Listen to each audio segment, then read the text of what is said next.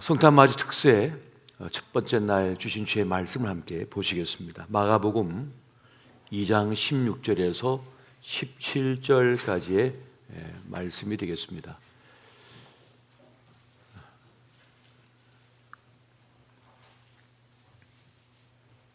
우리 이 말씀을 한 목소리로 합독하도록 하겠습니다. 바리새인의 서기관들이 예수께서 죄인 및 세리들과 함께 잡수시는 것을 보고 그의 제자들에게 이르시되 어찌하여 세리 및 죄인들과 함께 먹는가? 예수께서 들으시고 그들에게 이르시되 건강한 자에게는 의사가 쓸데없고 병든 자에게라야 쓸데있느니라. 나는 의인을 부르러 온 것이 아니요 죄인을 부르러 왔노라 하시니라. 아멘. 예수를 깊이 생각하라라고 하는 주제로 이번 한 주간 동안 우리는 성탄 맞이 특세의 시간을 갖습니다.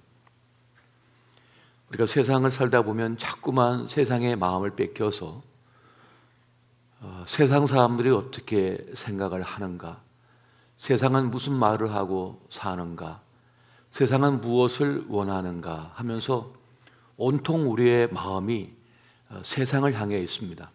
우리의 시선이, 또 우리의 들음이, 또 우리 마음까지도 온통 세상에 다 빼앗겨 살고 있는 것이죠. 그렇게 살다 보면은 내가 하나님의 사람인지 세상의 사람인지 도무지 분간이 안 가는 그런 모습이 되어 있는 나를 발견할 때가 많습니다. 특별히 이 대림절기를 우리가 지나고 이 성탄 시즌을 맞이하면서 우리는 그 무엇보다 우리의 마음을, 또 우리의 시선을, 우리의 들음을 주님께 맞추고, 그래서 우리의 본래의 모습, 우리의 진정한 모습을 되찾는 그런 시간이 되었으면 참 좋겠습니다. 그렇게 볼 때 아기 예수님이 오신 우리 주님의 오심은 어떠한 것이었는가를 다시금 우리가 생각해 보는 것, 살펴보고 또 묵상하는 것은 매우 중요하니라 할 수가 있겠습니다. 오늘 말씀 보니까 주님께서 분명히 주시는 메시지가 있습니다. 나는 죄인을 부르러 왔노라, 그렇게 말씀하고 있습니다. 세상은 죄인을 쓸데없다 하고 또 죄인들을 정죄를 합니다. 근데 정작 자신이 죄인인지는 모르고 있습니다. 자신은 의로운 줄 알고 자신은 완전한 줄 알지만은 결코 그렇지가 않다는 것입니다. 그런 말이 있습니다. 죄를 지어서 죄인이 아니라 죄인이기 때문에 죄를 짓는다 라고 하는 그런 말씀이 있습니다. 이 말씀이야말로 매우 성경이 말하고 있는 바를 분명하게 아주 깊이 하고 있는 말씀이 아닌가 하는 생각이 듭니다. 죄인이기 때문에 자꾸만 죄성이 있어서 죄를 향하여 달려간다는 것이죠.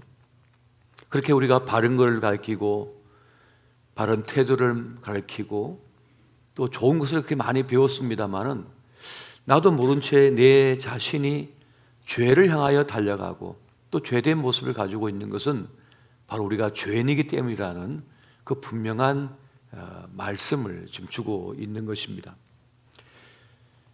주님께서는 일찍이 하나님의 말씀 율법을 주셨습니다. 그런데 그 주신 하나님의 거룩한 법을 가지고 서로 정죄하는 그런 안타까운 모습을 보이고 있는 것입니다. 율법을 주신 이유는 바른 삶에 대하여, 바른 인생의 길에 대하여서 또 하나님 앞에 어떠한 삶을 살아야 되는지를 알려주신 것이었는데 그 법을 가지고 서로 정죄하느라고 고통을 더해주고 있는 그런 모습을 보고 있다는 것이죠.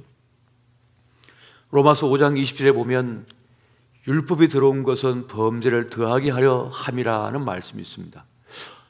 이 말씀은 대표적인 난해 구절 가운데 하나인데요, 그렇다면 율법이 죄를 조장하는 것처럼 보입니다. 하지만 주님께서 법을 주신 이유는 우리가 바른 삶을 살도록 하기 위함이었던 것이고, 또 한편 그것은 우리를 진단하는 것이었습니다. 내가 지금 하나님께 가까이 있는가 멀어져 있는가를 그 율법을 통하여 우리는 진단할 수가 있게 되어지는 것입니다. 병이 들었는지 병이 아닌지를 진찰하고 진단을 해야만 치료할 수 있는 것처럼, 또 스스로 할 수 있는 것처럼, 그 하나님의 법을 가질 때라야 내가 하나님께로부터 벗어나 있는지 바로 서 있는지를 알 수가 있다는 것입니다. 그래서 로마서 3장 27에 보면 그렇게 말씀하시는 거예요. 그러므로 율법의 행위로 그의 앞에 의롭다 하심을 얻을 육체가 없나니 율법으로는 죄를 깨달음이니라 라고 말씀합니다. 율법으로는 죄를 깨닫는 것이다. 나에게 죄가 있는지 없는지 알 수 있도록 진단할 수 있도록 해주었다는 말씀을 해주고 있는 것입니다. 이 하나님의 법이 없으면, 율법이 없으면 나에게 죄가 있는지 없는지도 판단할 수가 없게 된다는 것이에요.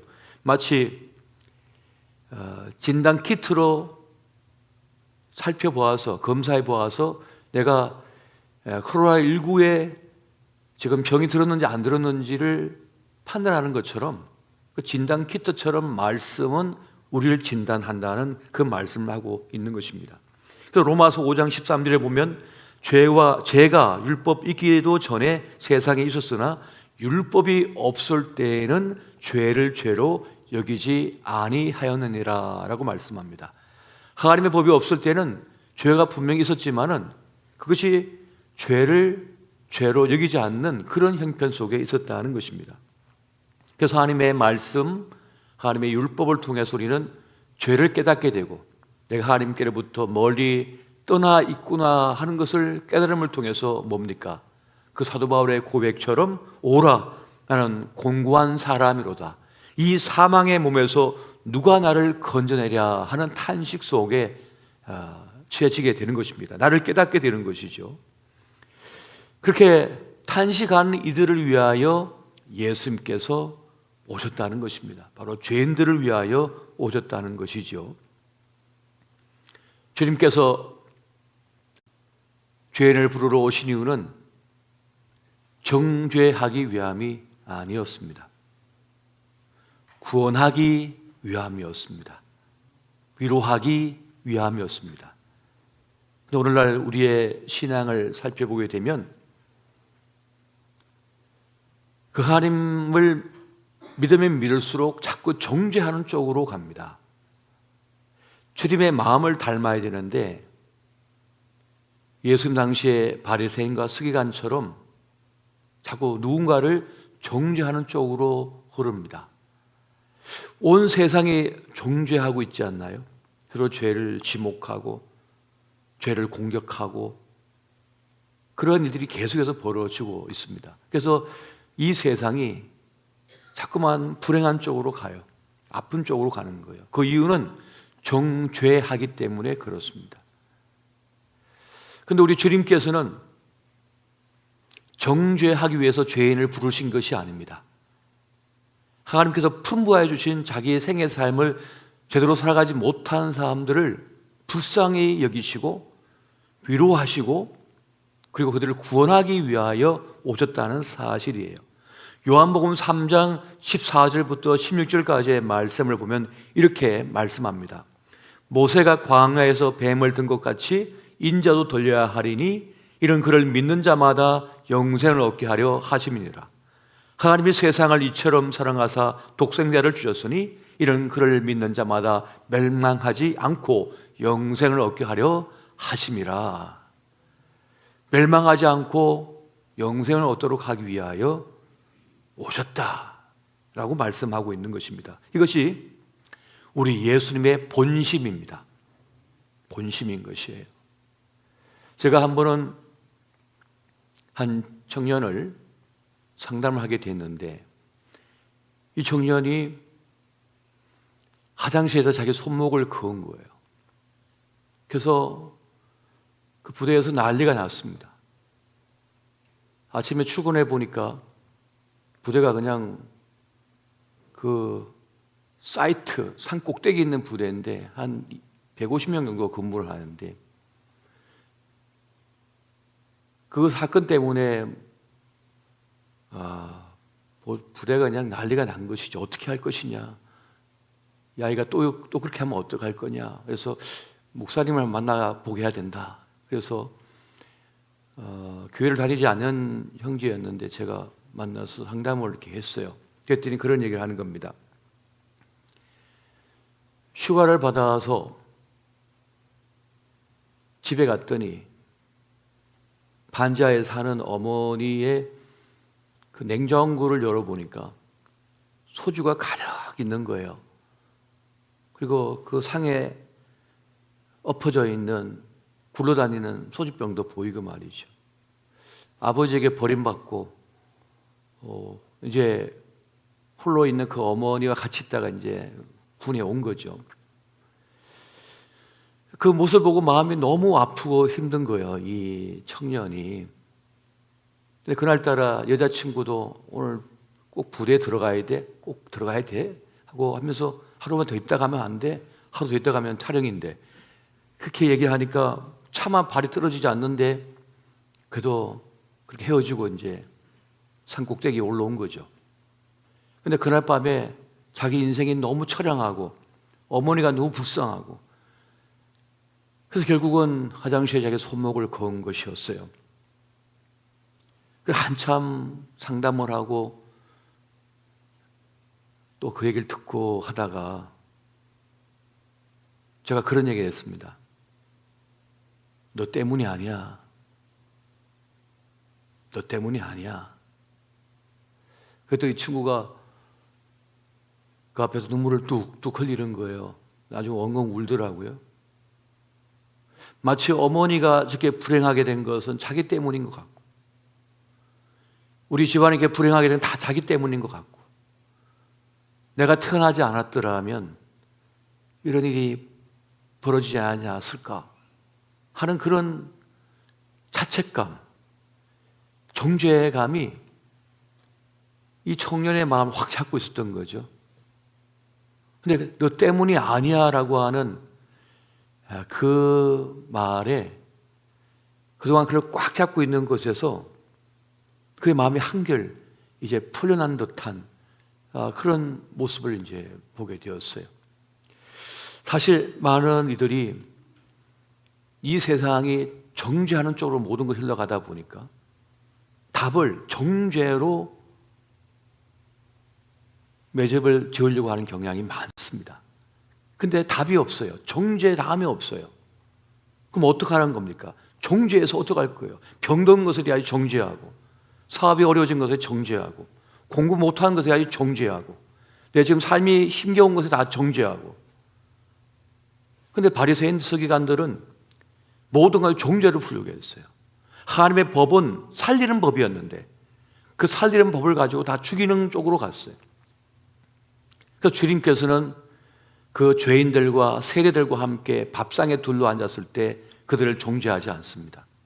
그런데 하나님도 정죄하지 않는데 이 바리새인과 서기관들이 와가지고 저 예수를 보라, 죄인들과 저 세리들과 함께 밥을 먹는도다 하면서 정죄를 또 하고 있어요. 하나님조차 정죄하고 있어요.